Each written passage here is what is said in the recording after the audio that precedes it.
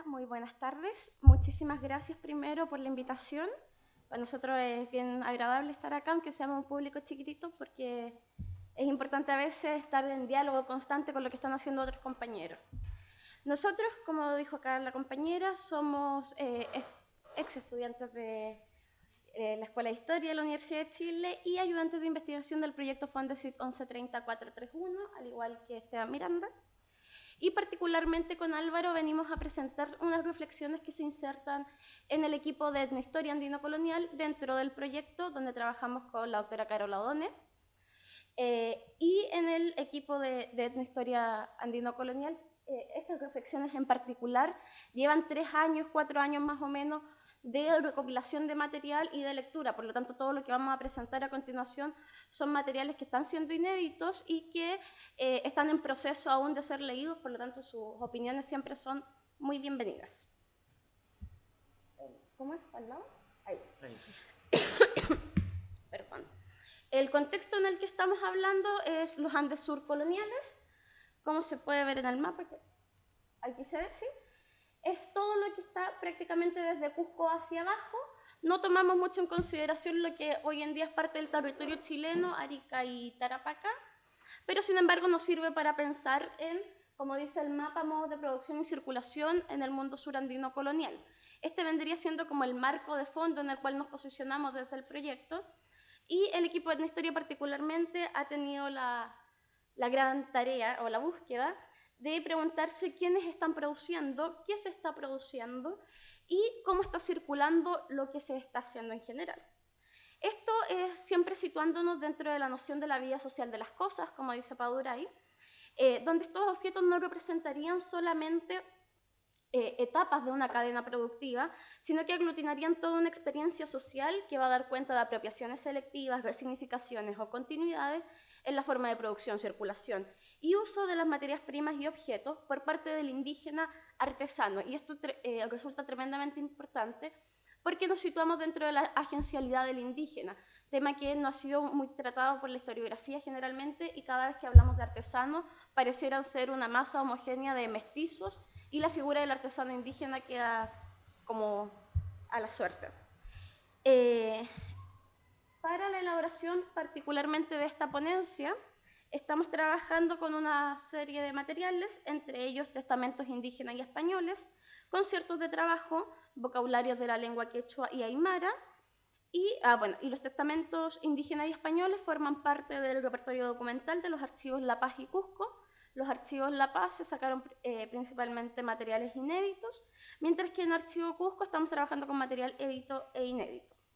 Los vocabularios utilizados va a ser el vocabulario de la lengua aymara del padre Ludovico Bertoño de 1612 y el vocabulario de la lengua quechua de González Holguín de 1608. Bueno, a partir de estos materiales y principalmente a partir de la información que nos entregan los conciertos de trabajo, nos interesa caracterizar al menos 2 oficios de artesanos indígenas que a nuestro juicio serían tremendamente importantes, pues están fabricando de distintas maneras objetos que están hablando tanto de su pasado incaico como del presente colonial. Estos son los oficios de plateros y carpinteros, particularmente en el mundo indígena colonial. Es sabido que la dominación española provocó profundos cambios en el panorama económico de los Andes. En el ámbito de los oficios en particular, durante el periodo colonial, los hacedores indígenas logran insertarse exitosamente en el sistema gremial de trabajo muy a la europea, compuesto por maestros, artesanos, oficiales, aprendices. No obstante, y es lo que les decía en un principio, los estudios del tema no han logrado explicar bien cómo se hace este paso del artesano del Tahuantinsuyo, radicado en pueblos de servicio, hacia el artesano colonial, que en gran medida está inserto en un gremio de artesanos. Como plantearía Cummins, objetos como los queros, que son parte de los soportes de interés del proyecto, como lo había explicado Esteban anteriormente, siguen fabricándose durante el periodo colonial en determinados centros de producción y tienen una amplia circulación que no sabemos o no podemos repertoriar todavía cómo se está produciendo. Es decir, sabemos que hay lugares particulares en donde hay queros, pero no sabemos quiénes lo están haciendo ni cómo es que están circulando, más allá de una referencia que es la que vamos a trabajar ahora con un poco más de tiempo.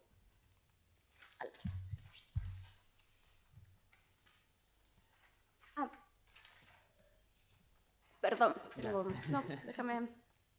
La categoría de carpintero, perdón, en los vocabularios es tremendamente compleja, ya que abarcaría tanto el trabajo con madera como la fabricación de varios objetos de madera, como muebles, utensilios varios, retablos, etc. Silkowski ha señalado que algunos carpinteros indígenas durante el periodo colonial, además de fabricar muebles, van a continuar con la producción de quero, lo mismo que nos estaba diciendo Cummings anteriormente.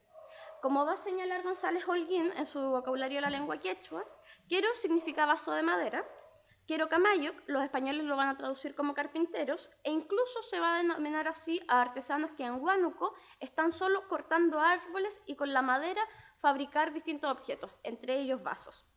En Bertonio, por otra parte, carpintero es quilquicamana y quirucamana, significando nuevamente quili, árbol. De modo que quilicamana podría también significar leñador. Bosque no se va a encontrar específicamente en Bertonio. La variabilidad semántica del vocablo, tanto en quechua como en aymara, a nivel documental nos va a presentar una serie de problemas por su variedad y precisamente porque el carpintero va a ser el que puede confeccionar una cantidad innumerable de objetos con madera, entre ellos, uno de todos es los queros.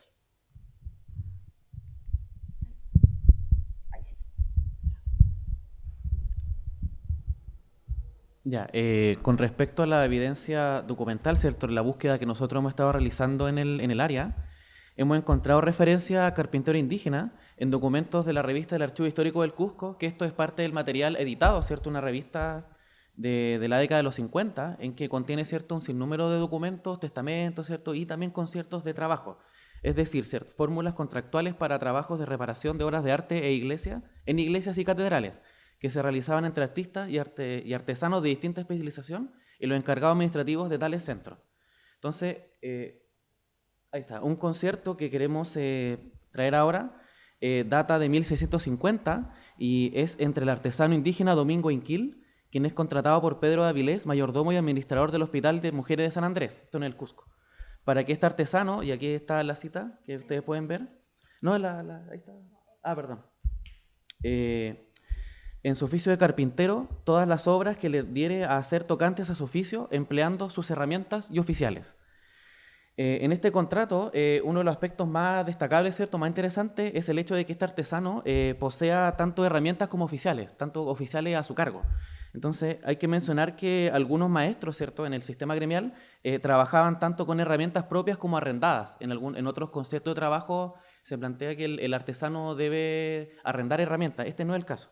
Aquí Domingo Inquil, ¿cierto?, es dueño de sus medios de producción, lo cual, ¿cierto?, lo situó en un escalafón alto en el gremio de carpinteros.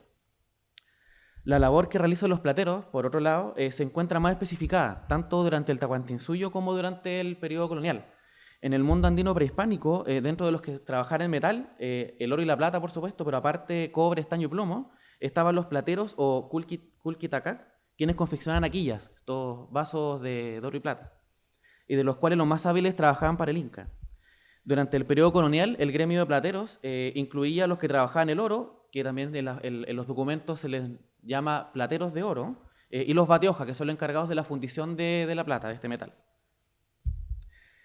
Entonces, a nivel documental, ¿cierto? En documentos hemos encontrado referencia en el Archivo Departamental del Cusco, Fondo Corregimiento, en un caso que data de 1624, que consiste en que Diego Masi, Francisco Chuqui y Diego Guamani son plateros indios que buscan demostrar mediante testigos su condición de maestros plateros para eximirse de la mitad de servicios personales, ¿ya? Entonces, uno de los testigos presentados en esta especie de probanza de que ellos efectivamente son maestros plateros, Luis de Olivera, ¿cierto?, un testigo, afirma que son maestros plateros de plata y han tenido tienda pública en esta dicha ciudad, el Cusco, de más de 10 años a esta parte, y actualmente la tienen donde trabajan con aprobación de todos los maestros plateros. Entonces, el hecho, ¿cierto?, de tener una tienda pública, ¿ya?, en el taller, ¿cierto?, esta tienda, y ser reconocido por el gremio, por los demás artesanos plateros, da cuenta, ¿cierto?, de la condición de maestro artesano, que les permitiría, ¿cierto?, eximirse del trabajo mitallo y de servicios personales. Este mismo testigo, Luis de Olivera, también afirma que los dichos Diego Masi y Francisco Chuqui, hermanos, son hijos legítimos de Alonso Masi, y el dicho Diego Guamani, de Pedro Viera, los cuales fueron maestros plateros, y este testigo los vio trabajar en el dicho oficio, los cuales fueron reservados de servicios personales. Entonces, claro, estos maestros, plateros indios, los padres de ellos también fueron maestros plateros y eximidos, ¿cierto?, por tal de servicios personales, lo cual da cuenta, ¿cierto?, de una dinámica del trabajo gremial en donde el oficio es transmitido de padres a hijos, ya en esta dinámica de trabajo gremial europea, en donde el oficio es transmitido de padres a hijos y que es un elemento también de validación del oficio artesanal. Por otra parte, hacia fines del siglo XVIII, encontramos al maestro platero indio también, Basilio Tisipura, en La Plata, en la actual Sucre, en Bolivia, quien hace barrilitos de plata para beber agua. Un español le entrega, ¿cierto?, para su confección, para la confección de esto, 2,5 marcos de chafalonía, es decir, el material para ser fundido con su respectiva hechura. Tisipura, de esta manera, es un ejemplo particular de un artesano indígena inscrito en la producción hispana, ¿cierto?, de tipo gremial, y que nos permite pensar en la producción especializada donde artesanos no serían dueños de sus medios de producción, a diferencia de Domingo Inquil que hablamos de él hace poco. Y que esta entrega, ¿cierto?, de materiales se realizaría por encargo de españoles, siendo paralelo a la vigencia de otras formas de producir. Entonces, en el oficio de plateros goza de gran importancia en el mundo colonial debido a su inserción, completa o parcial, en las demandas del mercado hispano.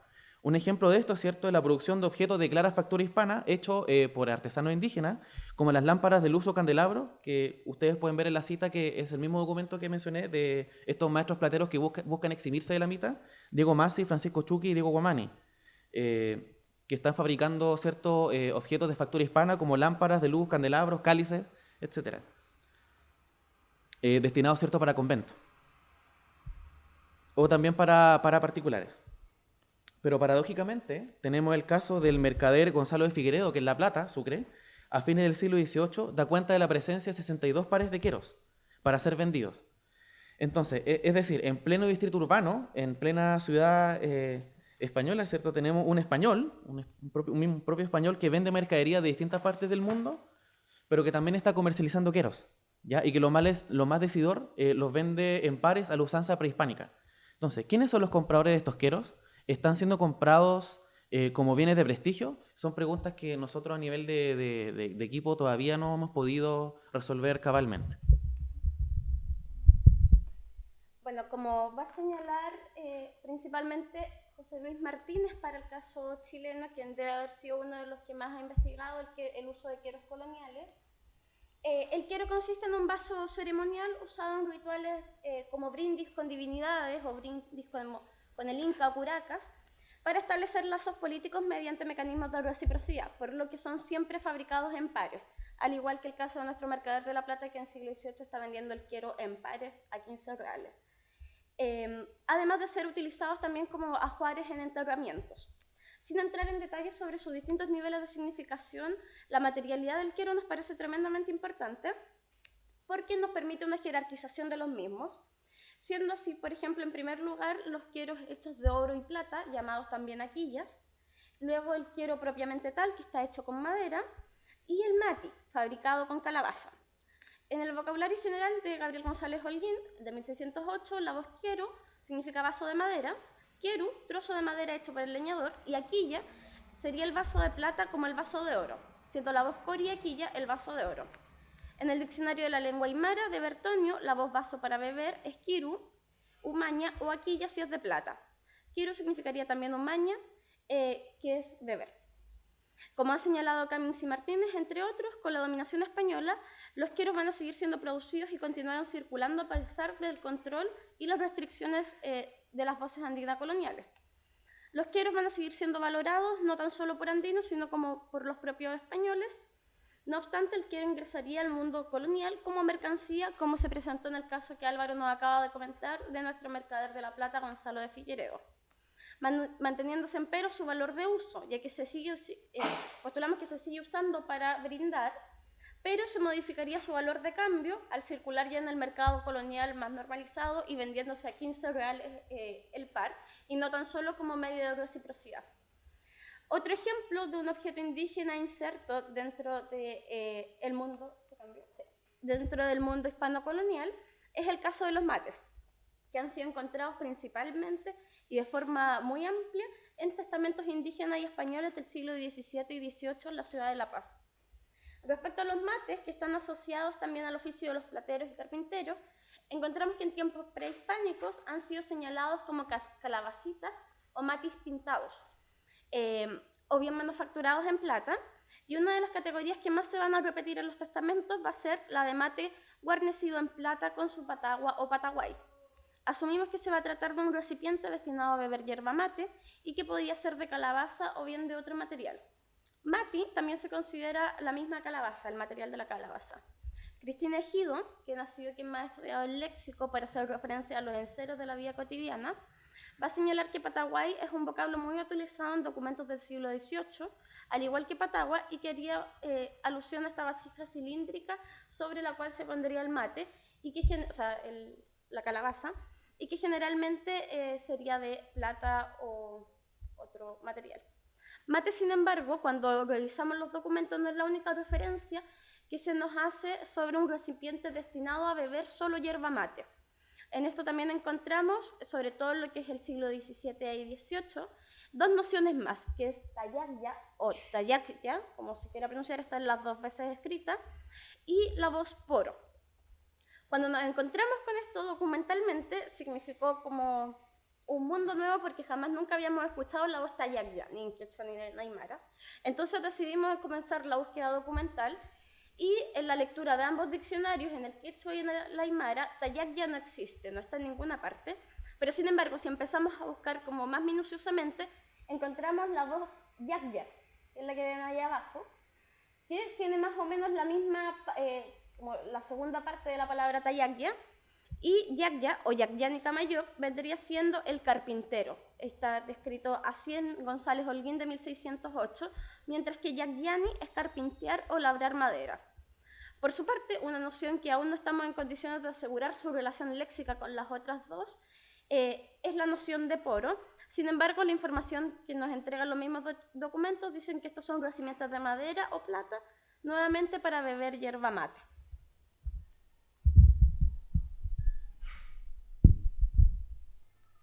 Ya, bueno, para cerrar, ¿cierto? Para finalizar esta ponencia, quisiéramos referirnos a uno de los otros objetos presentes en la documentación y asociados, ¿cierto?, en su factura al oficio de artesano indígena, que son los rosarios.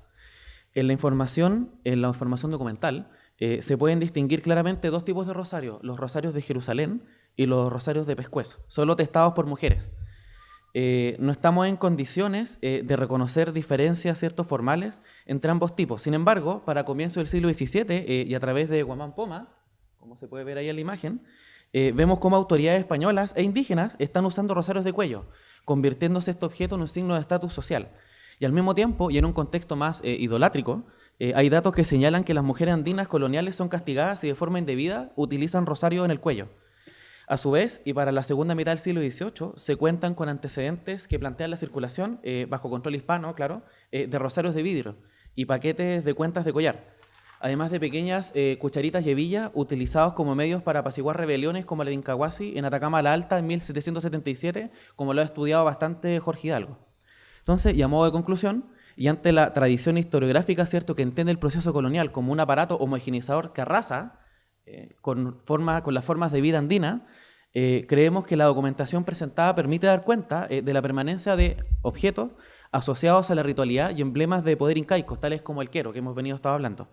Lo que también nos habla de permanencia, ya no tan solo simbólicas, sino también en la continuidad de la producción y circulación de estos objetos de data prehispánica en un contexto colonial, en un nuevo tiempo colonial.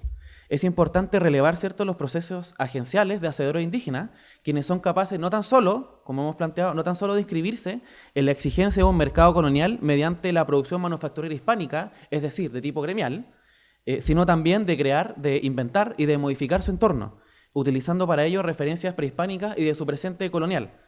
Es decir, la permanencia de la sociedad indígena no se mide, no la podemos medir tan solo por su cuantía numérica en la actualidad, sino que también por su plasticidad cultural que ha permitido su constante adecuación y creación, ¿cierto?, de universos simbólicos de data prehispánica en un nuevo contexto de dominación colonial. A este proceso, ¿cierto?, de inventiva, de resignificación, de apropiación, para continuar, ¿cierto?, produciendo sus propios objetos en un nuevo contexto, es lo que se conoce como semiosis social, que forma parte del del aparato teórico del proyecto donde trabajamos Eliana y yo, a cargo del doctor José Luis Martínez Cereceda. Muchas gracias.